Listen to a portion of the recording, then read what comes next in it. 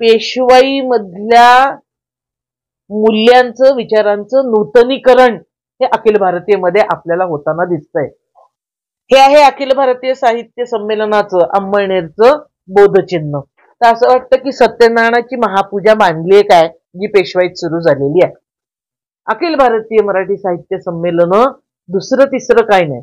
जसं ते सरकारी साहित्य संमेलन आहे तसंच ते उच्च जातीयांचं सांस्कृतिक शेअर मार्केटिंग आहे. कवी संमेलनामध्ये सहभागी व्हायचं असेल तर राहणं आणि जेवण याच्यासाठी प्रत्येक कवीनं 8,000 रुपये हे प्रतिनिधी शुल्क भरलं पाहिजे.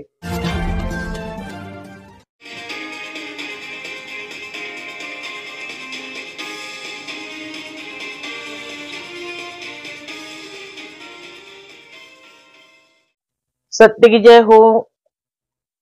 विद्रोही सांस्कृतिक चळवळीच्या वतीनं 18वं विद्रोही मराठी साहित्य संमेलन हे 3 आणि 4 फेब्रुवारी 2024 रोजी अंमळनेरमध्ये भरवण्यात येणार आहे. आजचा सत्यवेद अखिल भारतीय आणि विद्रोही साहित्य संमेलनांच्या संदर्भात भाग 1. 3 आणि 4 फेब्रुवारी हे महाराष्ट्राच्या साहित्य संस्कृतीच्या संदर्भात महत्वाचे ठरणारे दिवस आहेत असं आम्ही मानतो. विद्रोही सांस्कृतिक चळवळीच्या वतीनं 1999 सालापासून विद्रोहाचा हा पेटता पलिता घेऊन महाराष्ट्रातले दलित बहुजन साहित्यिक लेखक रसिक कवी कार्यकर्ते हे निघालेले आहेत आणि विद्रोही सांस्कृतिक चळवळीच्या या नवसांस्कृतिक निर्माण कार्याला तब्बल 25 वर्ष पूर्ण होत आहेत आणि साहित्य सांस्कृतिक चळवळीच्या या 25 मध्ये हे 18वं विद्रोही मराठी साहित्य संमेलन अंमळनेरमध्ये साने गुरुजी यांच्या कर्मभूमीमध्ये भरत आहे. आणि म्हणूनच या संमेलनावर समतावादी, समाजवादी, गांधीवादी, आंबेडकरवादी, फुलेवादी अशा सर्व धर्मनिरपेक्ष विचार परंपरांचा प्रभाव आपल्याला निश्चितच राहणार आहे हे दिसतंय.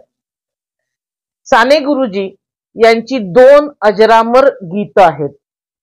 एक आहे खरा तो एकची धर्म जगाला प्रेम अर्पावे आणि साने गुरुजींनीच लिहिलेलं जे जनचळवळींमध्ये आजही गायलं जातं असं गीत आता उठवू सारे रान आता पेटवू सारे रान.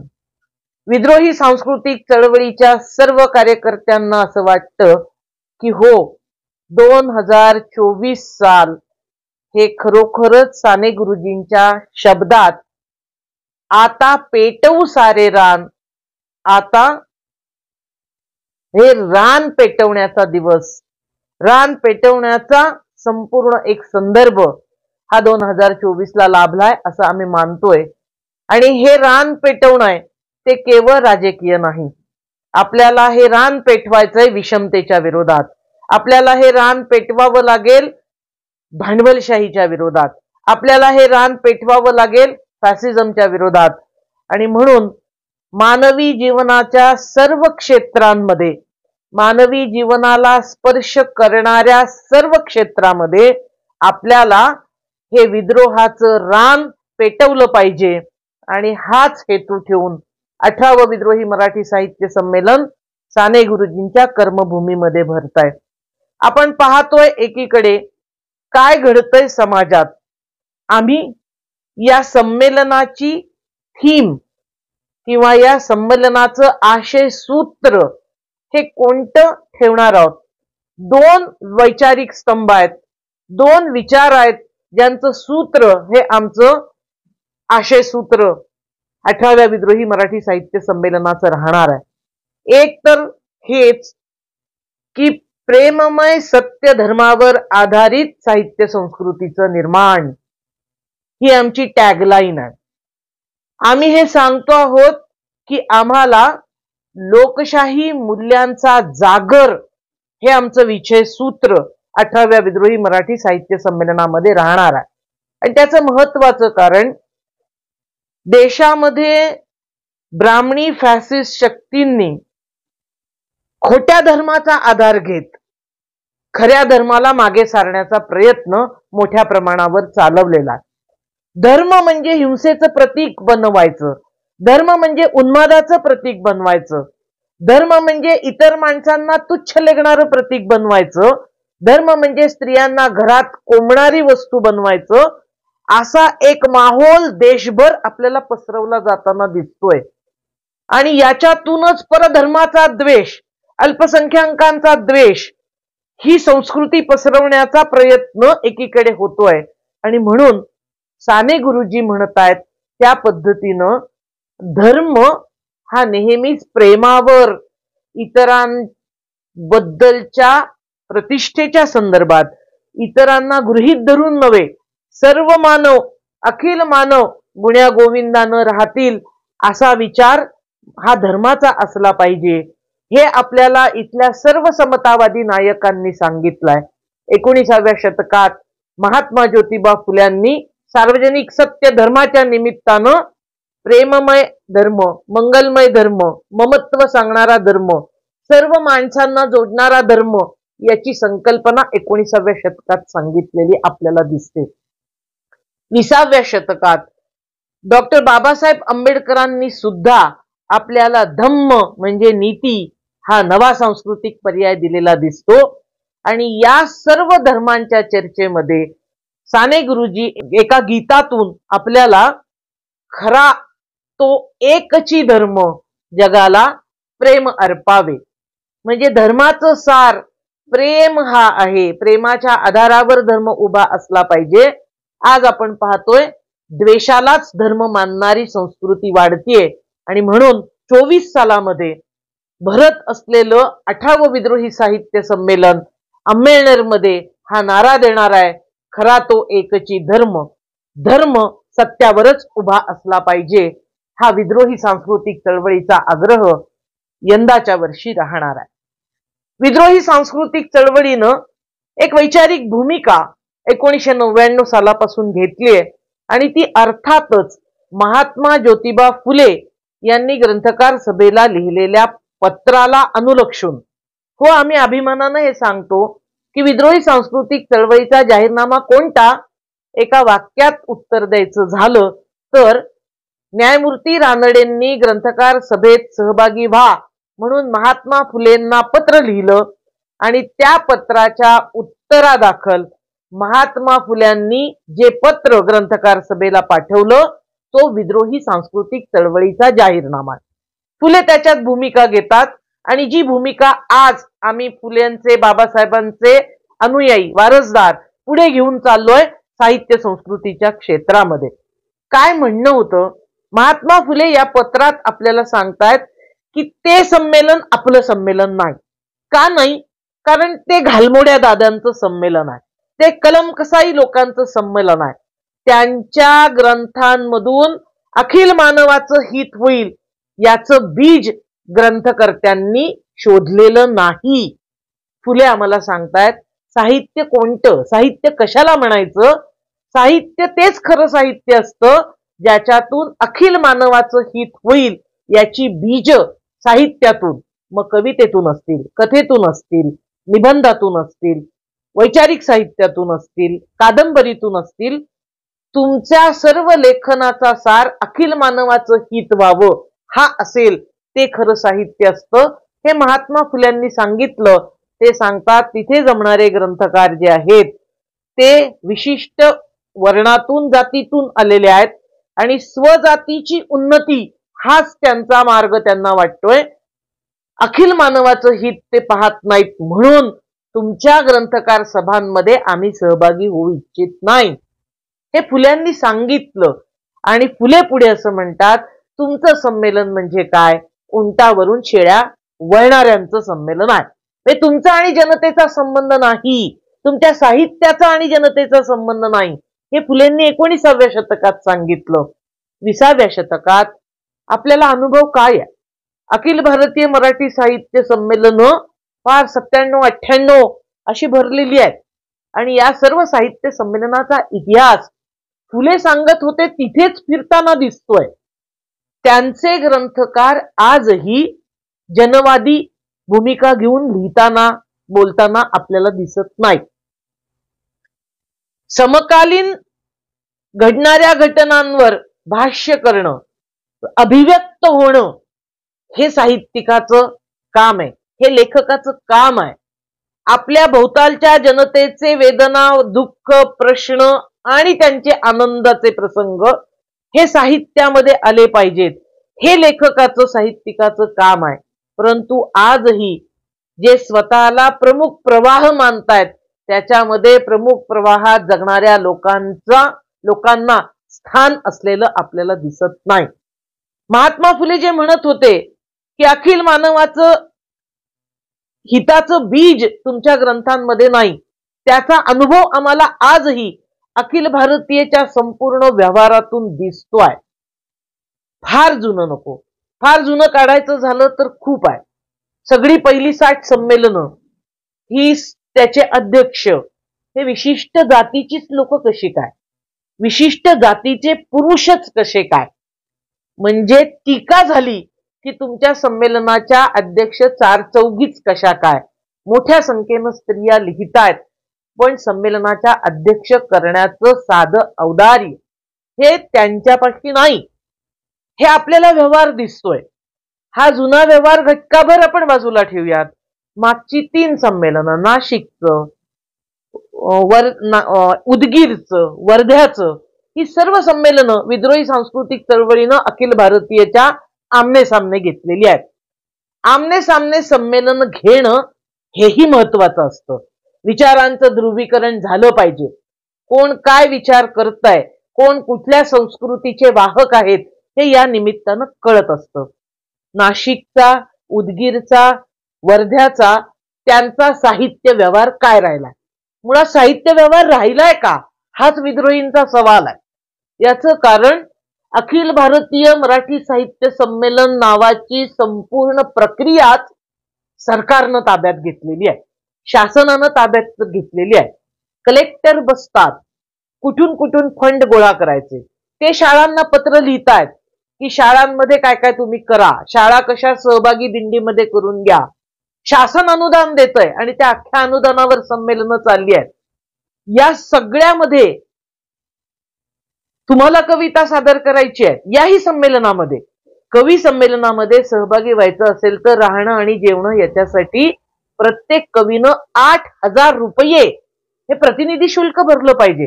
हा साहित्याचा व्यवहार आहे. साहित्य संमेलनामध्ये वाचक आणि साहित्यिक यांचा मेळ झाला पाहिजे. लेखकांनी, कवींनी आपल्या नवनव कविता आपल्या नव्या वाचकांसमोर, रसिकांसमोर सादर केल्या पाहिजेत. हा साहित्याचा व्यवहार आहे. पण काय चाललंय अखिल भारतीयमध्ये, अक्षरशः आमचा आरोप आहे, अखिल भारतीय मराठी साहित्य संमेलन दुसरं तिसरं काय नाही. जसं ते सरकारी साहित्य संमेलन आहे तसंच ते उच्च जातीयांचं सांस्कृतिक शेअर मार्केटिंग आहे. अखिल भारतीयच्या नावावर शासनाकडून पैसे गोळा, याच्याकडून आमदारांकडून पैसे गोळा, खासदारांकडून पैसे गोळा. आता अमेनरमध्ये अखिल भारतीय साहित्य संमेलनाचा खर्च हा गगनाला भिडलेला आहे. किती खर्च? जाहीर खर्च आहे, म्हणजे प्रत्यक्ष सरकार 3 कोटी रुपये देणार आणि इतर निधी असा 7 ते 8 कोटी रुपये खर्च. जेव्हा आपण सरकारकडून किंवा कुणाकडूनही निधी गोळा करतो, पैसा घेतो, संमेलन भरवतो, आपलं उत्तरदायित्व आहे त्याचा हिशेब आपण दिला पाहिजे. आम्ही नाशिकचा हिशेब, उदगीरचा हिशेब, वर्ध्याचा हिशेब ऑडिट करून विद्रोही सांस्कृतिक चळवळीनं दिलेला आहे. हिम्मत असेल तर अखिल भारतीयांनी त्यांचे हिशेब तात्काळ सादर करावेत. इतके पैसे, कोट्यावधीची दुर्दाण, इतके पैसे लागतात कशाला? विद्रोही सांस्कृतिक चळवळीचं म्हणणं आहे अखिल भारतीय मराठी साहित्य संमेलनाला दिलं जात असणारं महाराष्ट्र शासनाचं अनुदान जे 25 लाखापासून सुरू झालं आणि आज कोटीची उड्डाणं ते घेत आहे, ते तात्काळ बंद केलं पाहिजे. का बंद केलं पाहिजे? जनतेतून पैसा उभारून साधी संमेलनं घेता येतात, हे विद्रोहींनी 18 संमेलनं घेऊन करून दाखवलेलं आहे, करता येतं. संमेलन हा साहित्य संस्कृतीचा उत्सव आहे, हा प्रेममय संस्कृतीचा उत्सव आहे. आपले लेखकांचे विचार, आपल्या साहित्यिकांचे विचार ऐकायला जनता आपणहून येते. अगदी तशीच जशी पंढरपूरच्या वारीमध्ये कुठलंही अनुदान सरकार देत नाही, आपला झेंडा घेऊन गावोगावहून दिंड्या निघतात, त्या पंढरपूरच्या विठ्ठलाला भेटायचा आस ओढ असते. म्हणून 6 डिसेंबरला कुठलंही अनुदान सरकार देत नाही, इतक्या गाड्या घेऊन या, पण डॉक्टर बाबासाहेब आंबेडकरांच्या प्रती आपली निष्ठा, आपले विचार, आपल्या भावना व्यक्त करण्यासाठी स्वखर्चाने पदरमोड करत, फाटक्या चपला असतील तर त्याच्यासह उपाशी राहिलो तरीही लाखोंची जनता देशभरातून चैत्यभूमीकडे प्रवास करते. आणि हीच बहुजनांचं कल्चर आहे. आमचं कल्चर म्हणजे काय? हे आमचं कल्चर आहे, हे मिलाजुला कल्चर आहे, ही सामूहिकता आहे. आणि आम्ही ज्या विचारांना मानतो त्या विचारांसाठी आम्ही पदरमोड करून त्या ठिकाणी पोहोचतो. आणि विद्रोही साहित्य संमेलनामध्ये सुद्धा कुणाही रसिकाला रेल्वेचं तिकीट, बस भाडं दिलं जात नाही. आपल्या लेखकांना भेटायला, आपले विचार व्यक्त करायला दलित, कष्टकरी, बहुजन, स्त्री पुरुष मोठ्या संख्येनं या संमेलनांमध्ये सहभागी होत असतात. चैत्यभूमीवर जातानाची भावना, पंढरपूरच्या वारीमध्ये सहभागी होत असतानाची भावना, या भावनेशी विद्रोही नाळ ही जोडली गेलेली आहे. आणि म्हणून संमेलनं म्हणजे इव्हेंट नसतात, संमेलनं म्हणजे फक्त साजरी करायची नसतात, पण यांचा इतिहासच चला तसा. पहिलं संमेलन घेतलं, त्या संमेलनाच्या बातम्या त्यावेळेस छापून आल्या. 19व्या शतकात लोकहितवादींच्या पुढाकाराने पहिलं संमेलन झालं आणि जे 7-8 ग्रंथकार जमले ते नाराज होऊन गेले. एक तर गर्दी नाही, लोक आले नाही, कारण लेखकांचा आणि जनतेचा, ज्यांच्यासाठी लिहितायत त्यांचा संबंधच नाही. त्यामुळे संमेलनाला खूप कमी लोक उपस्थित होते. आणि साहित्यिकांची तक्रार काय होती? आमची बडदास्त ठेवली गेली नाही. पहिले संमेलन ज्याच्यामध्ये साहित्यिक असं म्हणत नाहीयेत की आमचे वाचक आलेत का, आमच्या वाचकांशी आम्हाला संवाद प्रतिसंवाद करायचा आहे, त्यांची तक्रार आहे आमची बडदास्त ठेवली गेली नाही. तिथपासून ते आजचं त्यांचं अंमळनेरमध्ये होत असलेलं संमेलन हे नेमकं कशासाठी आहे? पेशवाई मधल्या मूल्यांचं, विचारांचं नूतनीकरण हे अखिल भारतीयमध्ये आपल्याला होताना दिसतंय. ते शनिवारवाड्यावर वर्गाळ्यांनी ब्राह्मणांना दक्षिणा वाढायची आणि ती दक्षिणेची जाणीव नेणीव आजही अखिल भारतीयमध्ये आपल्याला व्यक्त होताना दिसतेय.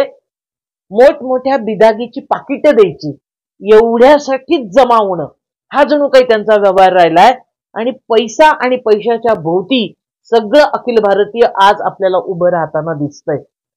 एकदा तुम्ही विचारांसाठी, आपल्या रसिक श्रोत्यांसाठी, प्रेक्षकांसाठी काही करणार नाही आहात, तुम्ही इव्हेंटच करणार आहात, तर तुमच्याकडून चुकांवर चुका होत जातात. हे आहे अखिल भारतीय साहित्य संमेलनाचं, अंमळनेरचं बोधचिन्ह. कुठल्या थराला लोक चाललेली आहे? बोधचिन्ह हा शब्दच इतका काय कॅप्सूल सारखा भरगच्च आहे की असं चिन्ह आहे ज्याच्यातून बोध झाला पाहिजे. त्यांचं चिन्ह तुम्ही पाहाल तर मांडा मांड आहे. म्हणजे लांबनं पाहिलं तर असं वाटतं की सत्यनारायणाची महापूजा मांडली आहे काय, जी पेशवाईत सुरू झालेली आहे. याचं हे प्रतीक, याचं हे प्रतीक, याचं हे प्रतीक, अशी सगळी सरमिसळ याच्यामध्ये आहे. म्हणजे मराठीतला साहित्याचा त्यांचा जो असतो तो त्याच्यामध्ये घुसडलाय.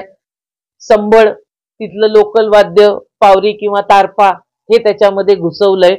आणि ती नुसती मांडामांड, म्हणजे जसं गृहिणी नवरात्रीला भांडी बिंडी घासून गोदड्या वाळत घालतात आणि ते गोदड्या अनेक वाळत घातल्यावर जे चित्र दिसेल ते सुद्धा अप्रतिम असतं, त्याच्यापेक्षा निपत्तर असं यांचं बोधचिन्ह.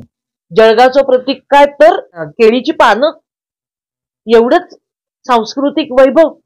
म्हणजे आपण काय त्याला संकुचित करतोय, आपली त्यांची प्रतिभाच तोकडी पडलेली आहे.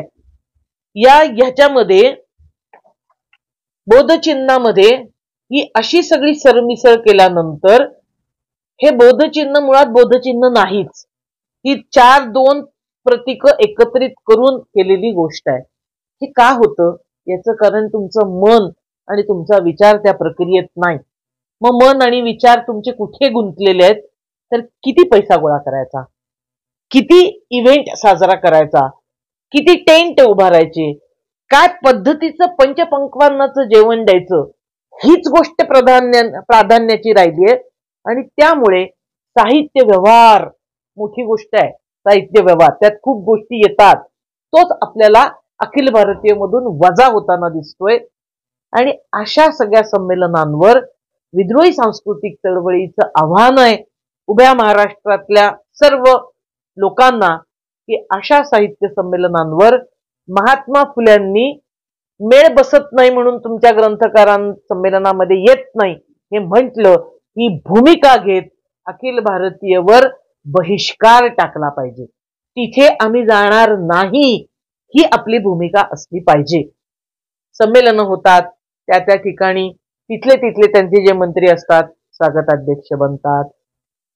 यंदाचा व्यवहार काय झाला? यंदाच्या व्यवहारात अंमळनेरचे आमदार मंत्री बाजूला सारले गेले आणि गिरीश महाजन यांना पद दिलं गेलं. काय चाललंय? संमेलन आहे का भारतीय जनता पक्ष किंवा कुठल्याही सत्ताधारी पक्षाचा राजकीय मेळावा आहे? संमेलनांमध्ये एकदा सरकारकडनं तुम्ही 3 कोटी रुपये घेतले की तुमच्या साहित्य व्यवहारांची किंमत शून्य होते. हे नाशिक, उदगीर, वर्धा आणि आता अंमळनेर इथे पुन्हा पुन्हा सिद्ध होत आहे. यांची भाषणं होतील तोपर्यंत लोक असतील, कारण GR असतो. शाळांना सक्ती केलेली आहे, उपस्थित राहिलं पाहिजे. मुख्याध्यापकांना पत्र गेलेली आहेत, पैसे दिले पाहिजेत, प्रत्येकाने पगारातले काय काय रक्कम दिली पाहिजे. त्यामुळे ते उद्घाटनाला समारोपाला उपस्थित राहतील. पण वर्ध्याचा अनुभव रसिकांनी मात्र पाठ फिरवली आहे. मोकळ्या खुर्च्यांचं चित्रण सर्व वाहिन्यांनी केलेलं आहे.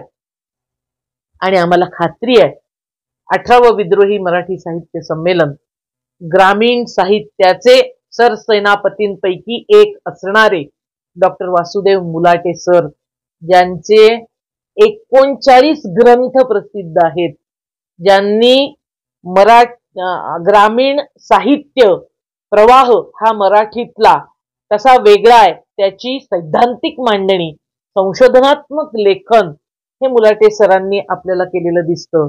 त्यांच्या अध्यक्षतेखाली आणि संपत सरल जे व्यंगकवी हास्यकवी म्हणून प्रसिद्ध आहेत, आणि अशा संपत सरल हे उद्घाटक म्हणून 18व्या विद्रोही मराठी साहित्य संमेलनाचं उद्घाटन करायला येणार आहेत. अब्बास रेहमान साहित्य अकादमी पुरस्कार ज्यांना मिळालेला आहे, असे दिग्गज साहित्यिक जे फॅसिझमच्या विरोधात ठामपणे वैचारिक भूमिका घेत आहेत, असे प्रमुख पाहुणे म्हणून 18व्या विद्रोही मराठी साहित्य संमेलनामध्ये उपस्थित राहणार आहेत. हो, हीच वेळ आहे निर्णय करण्याची. हा निर्णय बहुजन समाजातल्या स्त्री पुरुषांनी घेतला पाहिजे की ज्या संमेलनामध्ये परशुरामाची मूर्ती त्यांच्या व्यासपीठावर ठेवण्याचा आग्रह केला जातो, ज्या संमेलनामध्ये स्मरणिकेतून नथुरामला पंडित संबोधलं जातं, ज्या संमेलनामध्ये लेखकांना बैल म्हटलं जातं, जे संमेलन 3 जानेवारीला भरत असतानाही सावित्रीबाईंचा उल्लेख करत नाही, जे संमेलन कलबुर्गी, पानसरे, गौरी लंकेश यांच्या हत्यांचा साधा निषेधाचा ठराव करत नाही, अशा संमेलनांमध्ये जे संमेलन साहित्यरत्न कॉम्रेड अण्णाभाऊ साठे, शाहीर अमर शेख, द.ना. गवाणकर, वावी भट, जे संयुक्त महाराष्ट्राचे हे सगळे लोकशाहीर ज्यांनी मराठी भाषेची सेवा केली, मराठी भाषिक राज्याची सेवा केली, त्यांना साधं आमंत्रणही न देणारं अखिल भारतीय मराठी साहित्य संमेलन, सावरकरांना अध्यक्षपद देणारं पण बाबासाहेब आंबेडकरांना साधं निमंत्रण पण न देणारं संमेलन आमचं संमेलन असू शकत नाही. आमच्या महामानवांचा ज्यांना विसर पडला त्यांची दखल आम्ही 21व्या शतकात घेत नाही. त्यांच्यावर आम्ही बहिष्कार टाकून पर्यायी अशा विद्रोही साहित्य संमेलनामध्ये हजारोंच्या नव्हे लाखोंच्या संख्येनं आम्ही सहभागी होणार आहोत असा निर्धार 2024च्या पार्श्वभूमीवर सर्व बहुजन समाजातल्या स्त्री पुरुषांनी करावा. सर्व बहुजन समाजातल्या कष्ट करणाऱ्या लोकांसाठी कविता, लोकांसाठी लेखन करणाऱ्या साहित्यिक, कादंबरीकार, लेखक यांना विद्रोही सांस्कृतिक चळवळ जाहीर आवाहन देतीये, जाहीर निमंत्रण देत आहे. संमेलन आपलं आहे, निमंत्रणाची वाट पाहू नका. 3 आणि 4 फेब्रुवारीला अंमळनेरमध्ये बहिणाबाई साहित्य नगरीमध्ये आपण दाखल व्हा. हेच जाहीर आवाहन, हे जाहीर निमंत्रण आम्ही आपल्याला देतोय. आणि हे संमेलन न भूतो न भविष्यती असं उभं करण्याचा, एक नवा विचार देण्याचा आपण प्रयत्न सर्वजण मिळून करूयात. हाच आजच्या सत्यवेदचा सांगावा. सत्य की जय हो.